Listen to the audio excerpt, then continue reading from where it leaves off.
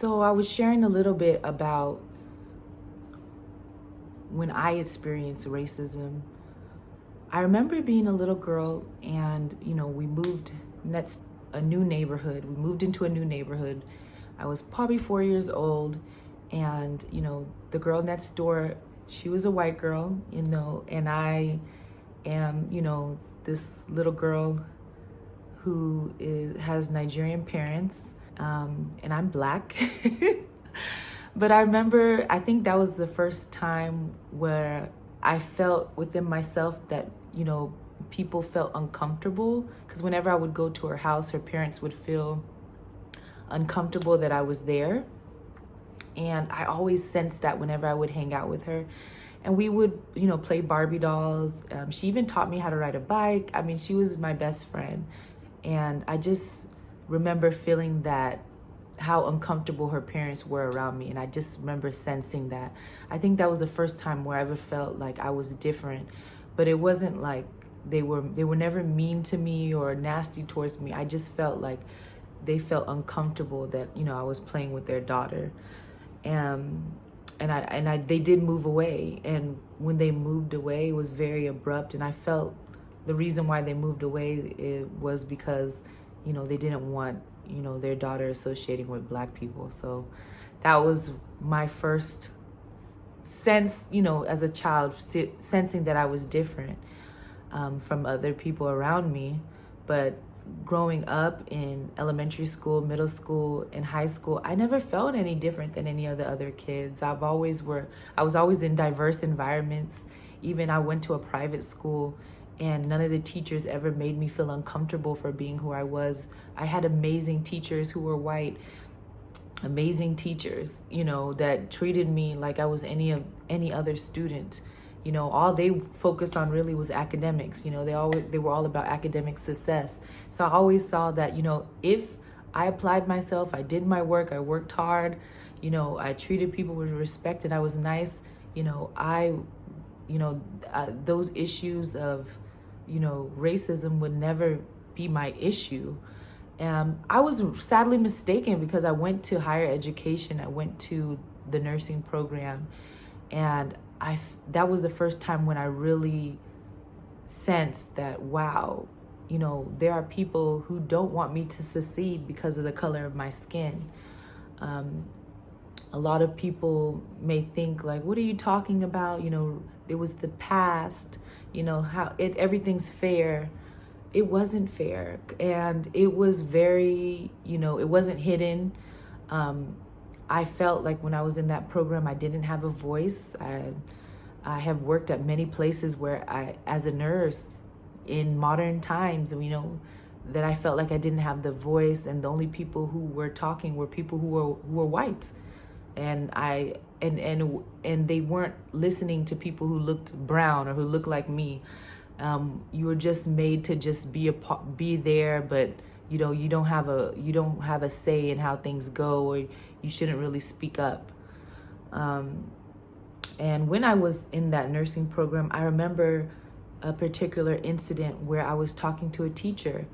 I was clearly waited for my turn. It was after class, and I had a question, and I wanted to talk to the teacher. And there was a white instructor that took a white student, a white girl with blonde hair, and shoved her in front of me, and was very clear that she wanted the white student with blonde hair to be her question and asked before my question. And I remember feeling so sad. I've always seen it like in different ways, but to see how abrupt that was, how she shoved the white student in front of me, was like, no, her question needs to be answered before you because you're Black. Pretty much. That's what I sensed. I remember that moment to this day, and I was like, wow. I was so sad about that. And I remember even going to the cafeteria. We would go to the cafeteria across the street to get our food, and the cafeteria ladies would smile and joke with the white students, but whenever they saw someone who was a minority, their face would change and they would give us such a bad attitude as we were getting our food. It was horrible. It was horrible. At one point I was just like, man, I don't even think I want to go to school. Like what, this is just not what I want. I never thought life was like this, you know? And you know, it was real. It was real. People treated me different because of the way I looked. And even there was a student that he was very clear to let me know that I was a minority. I told him I'm not a minority, because I've never just had anyone just tell me what I am. You know, I'm like, I'm not a minority. I'm a person. That's how I see myself. I'm a person with dreams, goals, and vision, you know. And this person was like, no, you're a minority. And I was just like, wow, you know, people really look down on me in this world because of the way I look. I just remember experiencing all these things, and all, you know, definitely, you know, racism in the workplace. You know, some patients, you know, they don't want you because you're a Black nurse, or, you know, and then some coworkers, they want to congregate amongst the people who look like them, and someone that looks different, they want to ignore or make you feel like you don't belong. You know, there's a lot of things I've experienced. You know, racism is definitely real. Or people who don't even know you. You just walk into the room, or you're asked for service, or you're going to the store, and they just have this hate that comes within them, and they give you such a horrible attitude. The way they talk to you, the way they speak to you, they talk down to you like you're a dog, you know, and you're just like, this is just horrible, you know. So racism is definitely real. Is there systematic racism? I mean, watch the movie 13th. There's a lot of resources I'll link down below. That, you know, a lot of things have happened that have, you know, intentionally tried to put Black people down. You know, think about the massacre that happened at Tulsa, where they destroyed all the Black businesses. It was called Black Wall Street. Think about the 4 little girls, the bombings in Birmingham. So many horrible things, you know. Even Martin Luther King, who was a civil rights leader and someone I admire a lot, just the way he thought. And I've been to the MLK.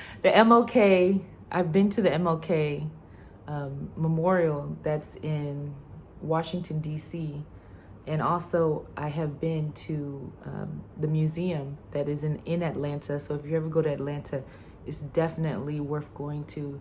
And just to hear how the people who walked with him, who talked with him, who led with him, how they saw him, how he's a leader that listened to everybody. You know, I definitely admire Martin Luther King. He was assassinated.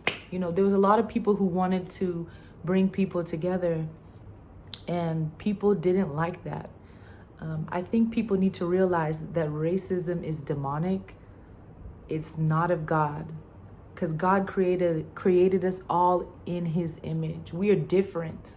You know, just like you go outside and you see different trees. Some have pine cones, some have apples, some have different kinds of leaves. God is a creative God. He created us all in his image.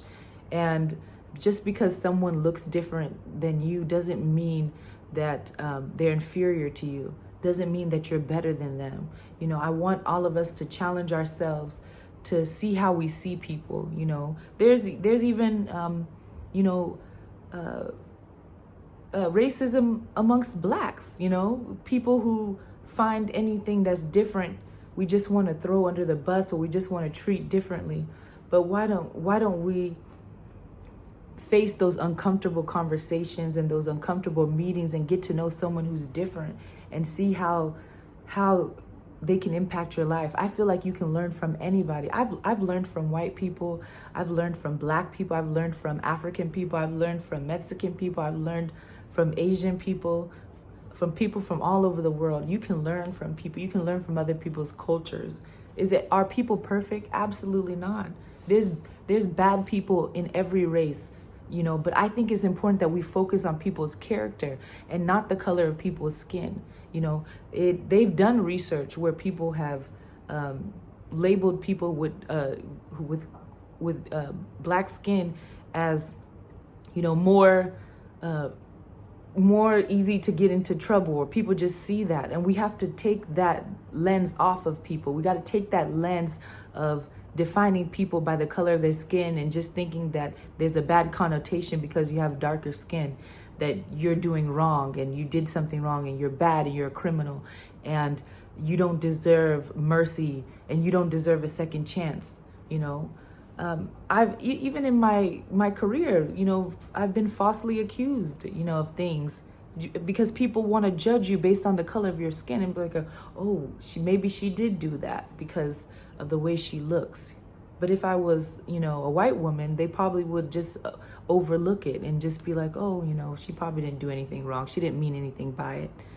So I think it's important that we look, deep down within our hearts and really dig out, what we learned about race from our parents. Because racism is taught.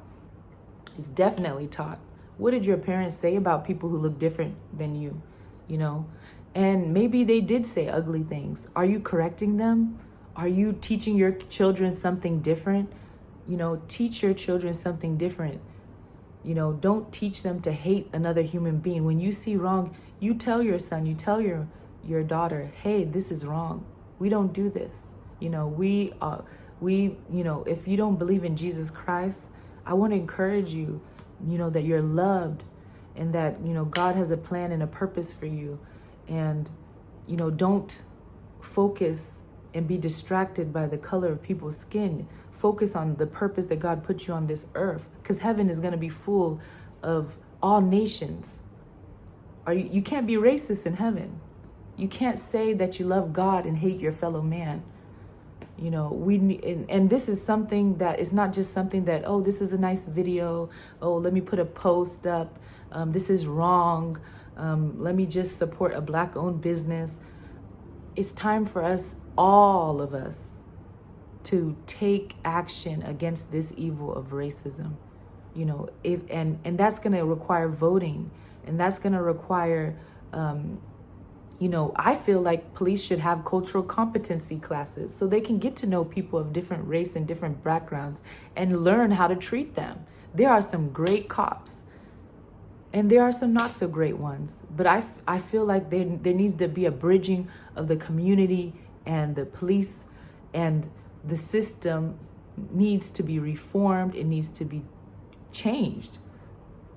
So someone who makes a mistake has mercy and grace and has a chance at life and is not treated like a criminal because of the way they look. I feel so bad for George Floyd. I don't know what he did, but he did not deserve that.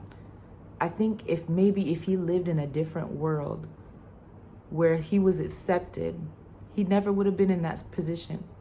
He never would have been in that position. What injustices or systematic racism led George Floyd to even consider having a false check? What was he suffering from that would make him even do that? Do we think about that? Do we think about, are we taking care of those who have, 1 out of 4 Americans have applied for unemployment. 1 out of 4 Americans have applied for unemployment. People are not working. People are suffering. We need help. We need help. We need help. The homeless need help. People need food. There's a lot of needs that need to be met in America. Even nursing. A lot of nurses have been furloughed. A lot of nurses are not working their full-time hours. Myself included. A lot of nurses, their contracts are being canceled. And I'm just lucky that I can work agency here and there. But, we can't all put our eggs in one basket, So I'm definitely, trying to pursue entrepreneurship. And I've been working on that. I've been trying to work on learning and reading the books and taking classes and courses and trying to learn new skills. I'm really excited for the future. I'm really excited for what America can become. And I know that if you're hurting out there, if you feel lost, that the only way you are going to get through this is to know your identity in Christ. That is how I have dealt with racism, is knowing what the Word of God says about me. I repeat it to myself. I tell myself I'm the head and not the tail, above and not beneath, that I'm fearfully and wonderfully made, that I'm created in the image of God, and God has a plan and a purpose for me. You know, I'm beautiful inside and out. We have to tell ourselves these things. We have to speak life into ourselves, our children, and others that we have that are generations behind us. We need to teach our sons that they are kings. We need to teach our daughters that they are queens, and that every life matters. Even babies that are being aborted, their lives matter too. Everybody's life matters. Black lives matter. We all matter. Everyone matters. We need to love one another. We need to love one another, cherish one another, pray for one another. I mean, a lot of us have just been through COVID. COVID has came and has taken a lot of lives, and we're still here. God has given us another day. And now, with everything going on, it has humbled us. Now we can really see the evils that is within our hearts. Racial injustice has got to stop. And I'm asking that people who are in positions of leadership use your privilege. If you're a white person and you have access to things that can help people who don't look like you have access to, open the door for them. Make room for people for other voices. And I'm going to provide resources for that. It's not just saying, oh, that's horrible what happened, but we need to take action. In your place of work, does everybody look like you? If everybody looks like one race, something's wrong, because that doesn't represent the whole world. They've even done research. Diversity is better for a business. It's better for a business to be diverse. That's the great thing about America. I want those childhood dreams that I had about America to be a reality. I used to think like, wow, what a great country that's brought everybody's come together from all different nationalities. And if you work hard and if you believe in yourself, you believe in your dreams can come true. That can be a reality. It's hard for others because they don't have the privileges that other people do. So if you're at the top, help bring someone else up there with you. And maybe that someone else doesn't have to look like you, because you're going to be blessing someone else's community. You're going to be making the world a better place. I could talk on and on about everything going on, but I just want to encourage people to look at the resources that I'll post in the description, so you can educate yourself about what's going on and how you can help. And let's be each other's allies, not enemies. And I just want to just thank God just for giving me another day and for giving all of us another day. And I pray that George Floyd's life did not end in vain. He, as a child, his school teacher said he wanted to be a chief justice. And it's interesting how his life turned out. It is a tragedy, but maybe he is bringing justice throughout the whole world against racial injustice. And I'm signing out, and so I just hope you guys have a wonderful day and that we make change. Hey guys, check out our lip balm Mouthful of Praise on Instagram.